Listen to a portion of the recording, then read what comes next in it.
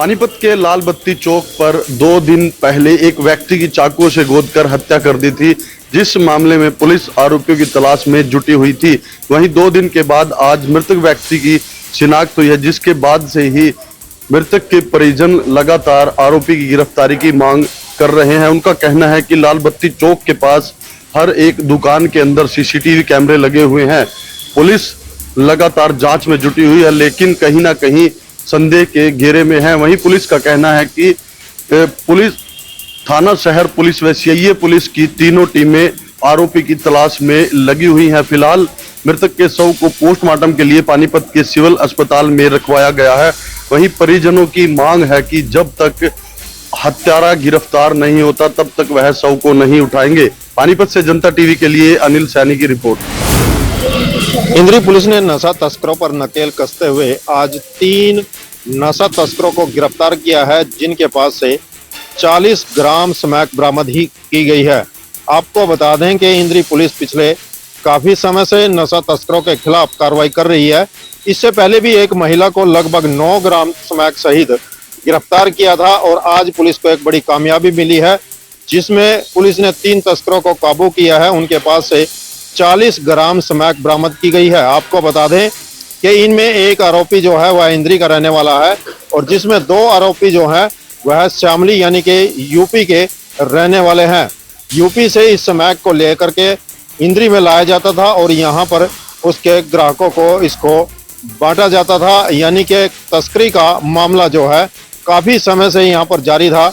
लेकिन पुलिस को कहीं ना कहीं खुफिया सूचना मिली और पुलिस ने गुप्त सूचना के आधार पर छापेमारी करते हुए 3 युवकों को पकड़ा और जिनकी तलाशी ली गई तो उनसे लगभग 40 ग्राम जो है स्मैक बरामद की गई है।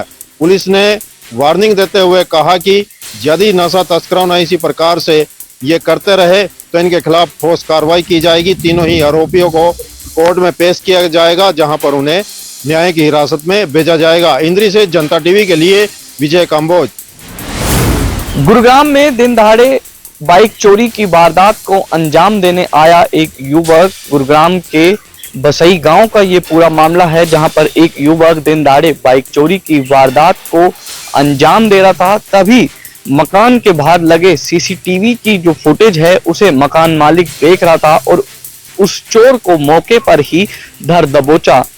ये पूरी वारदात जो है वो दोपहर के वक्त की है, जब बाइक चोर बाइक का ताला जो है वो तोड़ रहा था और उसके बाद मकान मालिक बाहर आया और उसे मौके पर ही धर दबोचा।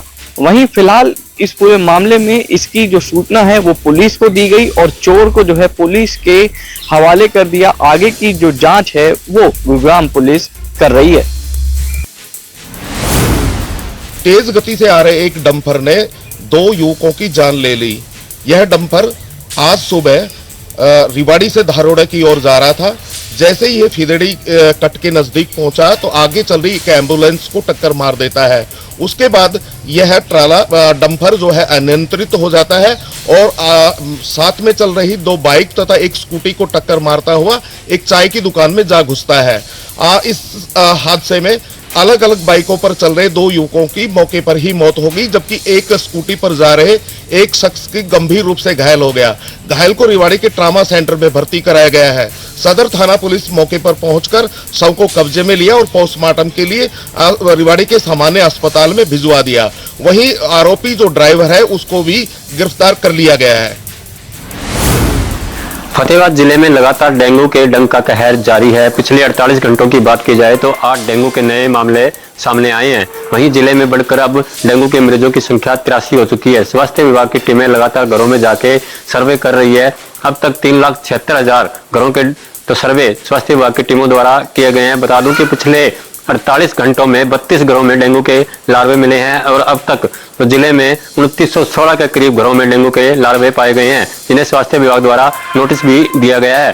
बता दूं कि स्वास्थ्य विभाग द्वारा डेंगू से निपटने के लिए जिले के सभी अस्पतालों में अलग से डेंगू के वार्ड बनाए गए हैं ताकि डेंगू के मामलों से निपटा जा सके। वहीं स्वास्थ्य विभाग लगातार लोगों से अपील कर रहा है कि वो अपने घरों की सफाई व्यवस्था दुरुस्त रखे और घरों के आगे पानी इकट्ठा न होने दें।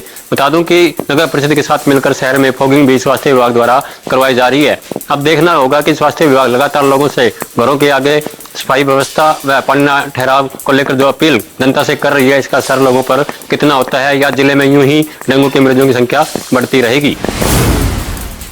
जींद शहर की बात करें तो आज जींद शहर में फॉग के साथ स्मोक भी छा रहा है। पूरे आसमान में एक गैस का चैम्बर बनकर लोगों के ऊपर आफत बनकर बरस रहा था। जब लोग सुबह घरों से बाहर निकले तो उनकी आंखों में जलन और साथ में सांस लेने में भी भारी परेशानी का उनको सामना करना पड़ रहा था।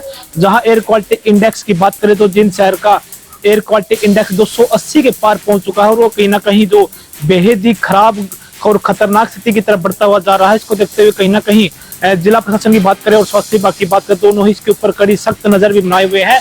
जहां स्वास्थ्य विभाग की बात करें तो आमजन के लिए भी एक गाइडलाइन जारी की गई है कि आप इस बेहद ही खतरनाक में जो प्रदूषण का स्तर भी बढ़ा हुआ है, इसके तहत जो सुबह शाम जो लोग शहर के लिए निकलते हैं वो फिलहाल इन दिनों में बंद करें। जब तक जींद शहर की हवा है वो सांस लेने के लिए लायक नहीं हो जाती, तब तक इन चीजों को बंद करें। और जब भी सुबह अपने घरों से बाहर निकले तो अपने चेहरे पर मास्क जरूर लगाए और पानी की बोतल अपने साथ जरूर रखें। लेकिन जो कहीं ना कहीं अस्थमा और सांस के जो बड़े रोगी हैं वो इस जो वायु प्रदूषण ज्यादा बढ़ रहा है इसका स्तर के कारण कहीं ना कहीं अपने घरों के अंदर रहे। तो वही दूसरी तरफ प्रशासन ने बढ़ते प्रदूषण को देखते हुए पूरे जींद शहर में ग्रेड 2 के कानून को लागू किया गया है और उसका सख्ती से पालन भी कराया जा रहा है।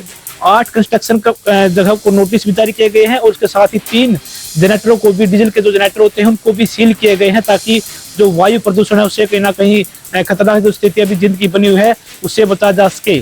जींद से जनता टीवी के लिए सुनील कुमार की रिपोर्ट।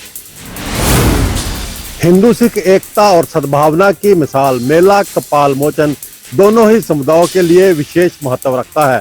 इस मेले में हर वर्ष लाखों की तादाद में हिंदू और सिख श्रद्धालु जुड़ते हैं और अपनी अपनी मनोकामनाओं की पूर्ति के लिए यहाँ पर बने सरोवरों में स्नान करते हैं। बता दें कि हिंदुओं के लिए यहाँ पर विशेष महत्व इसलिए बढ़ जाता है कि यहाँ पर भगवान श्री राम, भगवान श्री कृष्ण और भगवान शंकर भी आए थे और पांडवों ने भी यहाँ पर महाभारत का युद्ध जीतने के बाद अपने अस्त्र शस्त्र धोए थे।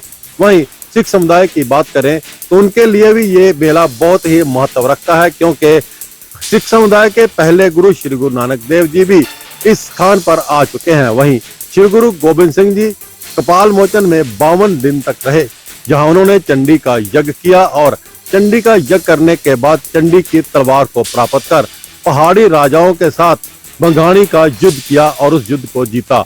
उसके बाद गुरु गोबिंद सिंह एक बार पुनः यमुनानगर के कपाल मोचन की धरती पर आए और ऋण मोचन में उन्होंने अपने अस्त्र शस्त्र धोए। कपाल मोचन में एक और महत्वपूर्ण बात यह है कि यहाँ कपाल मोचन के मुख्य पुजारी सुभाष के पूर्वजों को गुरु गोबिंद सिंह द्वारा अपने हाथों से लिखे हुए 2 पत्र दिए हैं, 2 हुक्मनामे दिए हैं, जिनमें एक हुक्मनामा ताम्र पत्र पर खुदा हुआ है जबकि दूसरा भोज पत्र पर लिखा हुआ है। इसको लेकर भी सिख समुदाय के काफी लोग यहाँ पर इन ताम्र पत्रों को देखते हैं और उन पर अपना शीश नवाते हैं। यमुनानगर के कपाल मोचन से जनता टीवी के लिए सर्वजीत बाबा।